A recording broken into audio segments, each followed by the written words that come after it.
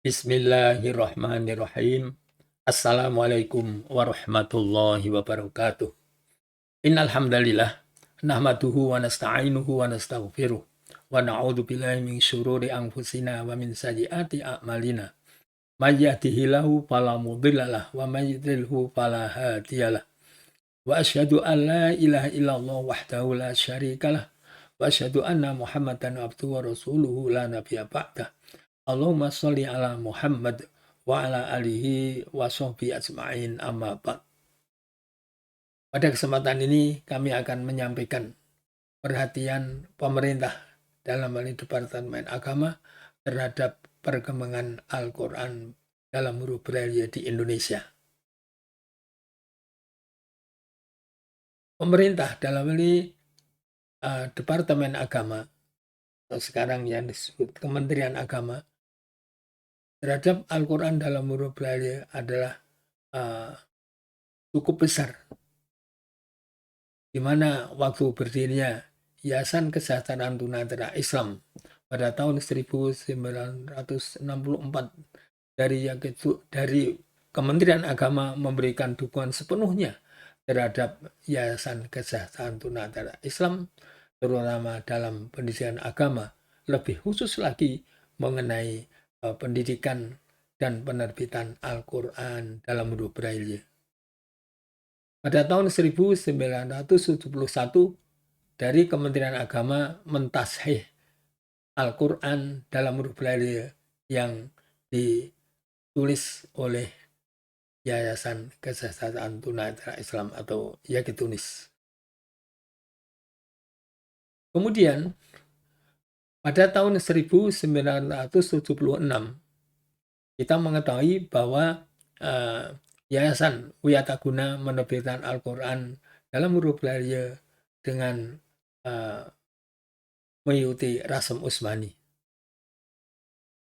Dari pihak Wiataguna mengkonsultasikan atau melaporkan kegiatannya ini kepada Badan Lajnah Pentasihan Mushaf Al-Quran Kementerian Agama Republik Indonesia. Dari masyarakat menerima dengan baik. Nah, dengan adanya penulisan Al-Quran dalam huruf Braille dengan Rasem Utsmani, maka di Indonesia ada dua versi penulisan Al-Quran dalam huruf Braille. Al-Quran dalam huruf Braille terbitan YAKITUNIS yang dianggap sebagai Al-Quran mengikuti Rasem Imla'i. Sedangkan Al-Quran dalam huruf Braille terbitan Wiataguna dinisbatkan sebagai Al-Quran yang mengikuti Rasem Utsmani. Dari pihak Kementerian Agama, dalam hal ini Badan Lajnah Pentasihan Mushaf Al-Quran Braille, yang waktu itu boleh dikatakan belum mengenal mengenai tulisan Arab dengan titik-titik timbul atau dengan huruf Braille.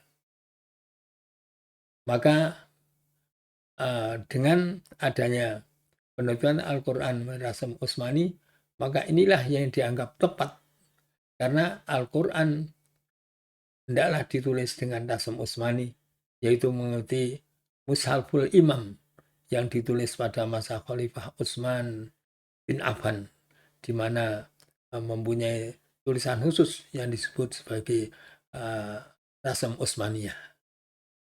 Maka Al-Quran terbitan Wiataguna Bandung inilah yang dianggap tepat karena mengikuti Rasem Utsmani. Kalau diperhatikan secara lebih cermat, sebenarnya perbedaan yang paling signifikan adalah pada penulisan huruf alif dan hamzah.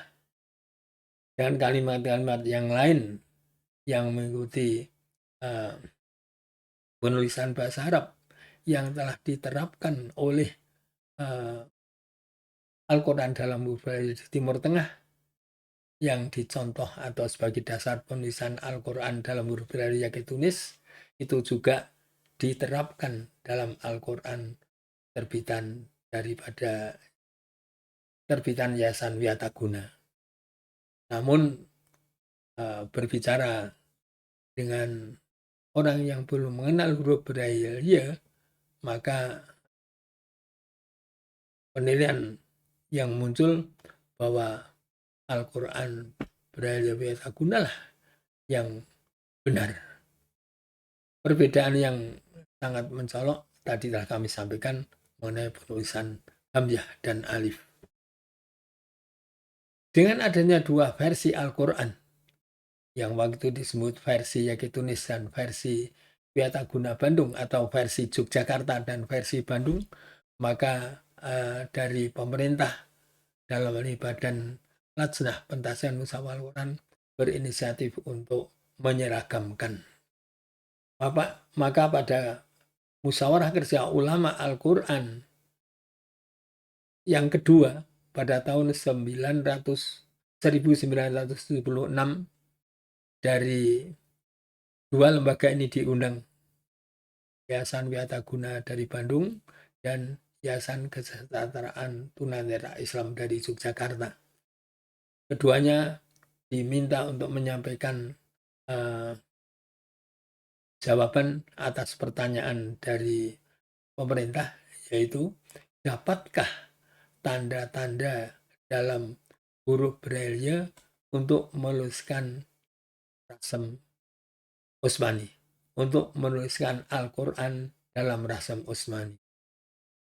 Keduanya menyampaikan makalah yang disajikan dalam musyawarah kerja tersebut, dan kesimpulannya mempunyai jawaban yang sama, bahwa huruf Arab Braille dapat untuk menulis Al-Quran dalam huruf Braille. Nah, dengan demikian dari Badan Pentasian Musyawarah Al-Quran merencanakan untuk membahas tentang penyeragaman Al-Quran Braille di Indonesia. Hal itu akan dilaksanakan dalam Musyawarah Kerja Ulama Al-Quran yang ketiga atau Muker ketiga tahun 1977.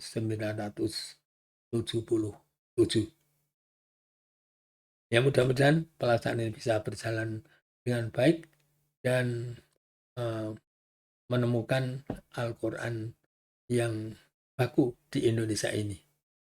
Kalau menurut pendapat saya, sebenarnya Al-Quran adalah sebagai hasil ijtihad, dan ijtihad ulama Timur Tengah, termasuk dari Arab Saudi. Saya kira memang ahlinya.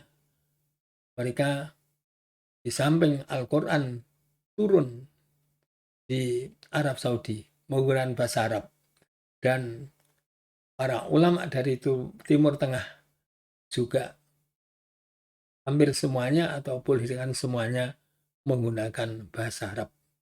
Saya kira ijtihadnya sudah cukup baik, dan memang itu dibaca oleh para tunanetra dengan mudah dan tidak menimbulkan kesalahan dalam membacanya.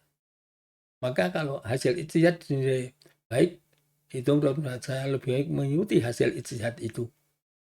Seandainya ada dua hasil ijtihad, kita tidak mengadakan yang ketiganya, tapi kita memilih satu di antara dua itu, mana yang lebih baik. Nah, mudah-mudahan hal ini nanti bisa dicapai kata sepakat dalam musyawarah kerja ulama Al-Quran Indonesia pada tahun depan, yaitu tahun 1977. Demikian yang pada saya sampaikan pada kesempatan ini, dan mudah-mudahan Allah memberikan jalan keluar yang terbaik untuk kita semua, khususnya bagi para tunanetra muslim di Indonesia. Amin ya rabbal alamin. Subhanakallahumma bihamdik asyhadu an la ilaha illa anta astaghfiruka wa atubu ilaik. Assalamualaikum warahmatullahi wabarakatuh.